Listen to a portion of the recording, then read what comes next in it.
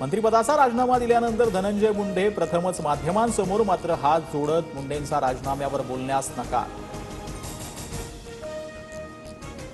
पूर्णपणे कार्यकर्त्यांच्या जीवावर राजकारण करू नका, कार्यकर्ते व्यवस्थित नसतील तर त्याची झळ पक्षाला लागते, धनंजय मुंडेंसमोरच अजितदादांचा आमदारांना कानमंत्र। मुंडेंच्या राजीनाम्यासाठी फडणवीस सुरुवातीपासून आग्रही, याआधी दादांसोबत 3 ते 4 वेळा चर्चा, राजीनामा न दिल्यास मंत्रिमंडळातून हकालपट्टी करण्याच्या फडणवीसांचा इशारा होता, सूत्रांची माहिती। संतोष देशमुख हत्या प्रकरणात अखेर धनंजय मुंडेंचा राजीनामा, मुख्यमंत्री देवेंद्र फडणवीस यांच्या शिफारशीवरून राज्यपालांनी मुंडेंचा राजीनामा स्वीकारला। राजीनाम्यानंतर धनंजय मुंडेंच्या ट्विटनं नवा वाद, राजीनामा वैद्यकीय कारणातून दिल्याचा मुंडेंचा दावा, तर मुंडेंनी नैतिकतेतून राजीनामा दिल्याचं अजितदादांचं म्हणणं। धनंजय मुंडेंच्या राजीनाम्याचं स्वागत, राजीनामा आधीच व्हायला हवा होता, शपथच झाली नसती तर पुढील गोष्टींना सामोरं जावं लागलं असतं, मुंडेंच्या राजीनाम्यावरती पंकजा मुंडेंची प्रतिक्रिया।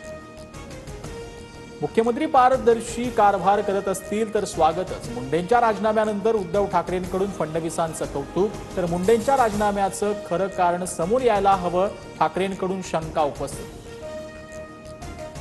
भास्कर जाधव विधानसभेचे विरोधी पक्षनेते असणार, ठाकरेंच्या शिवसेनेचे विधानसभा अध्यक्षांना पत्र, विरोधी पक्षनेतेपदासाठी 2.5 वर्षांचा फॉर्म्युला नाही, ठाकरेंकडून स्पष्ट।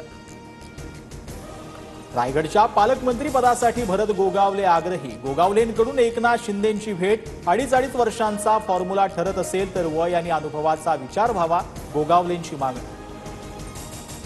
लाडक्या बहिणींना महिला दिनाची खास भेट, महिला दिनाच्या पूर्वसंध्येला फेब्रुवारी आणि मार्च महिन्याचा लाभ दिला जाणार, 2 महिन्यांचे 3,000 रुपये खात्यात जमा होणार। नवी मुंबई विमानतळाचं भूसंपादन पूर्णपणे बेकायदा, वहाळ, मामणडोंगरी, उल्वे परिसरातील शेतकऱ्यांच्या याचिकेवर मुंबई हायकोर्टाचा निर्णय, प्रशासनानं बाजारभावानुसार भरपाई न देताच भूसंपादन केल्याचा रहिवाशांचा दावा। भारताची चॅम्पियन्स ट्रॉफीच्या अंतिम फेरीत धडक, उपांत्य फेरीत ऑस्ट्रेलियावरती 4 विकेट्स राखून दणदणीत विजय, विराट कोहलीची 84 धावांची महत्त्वपूर्ण खेळी, तर मोहम्मद शमीच्या 3 विकेट्स। चॅम्पियन्स ट्रॉफीचा अंतिम सामना आता पाकिस्तानात नव्हे तर दुबईच्या मैदानावर होणार, भारत अंतिम फेरीत पोहोचल्यानं सामना दुबईतच खेळवला जाणार।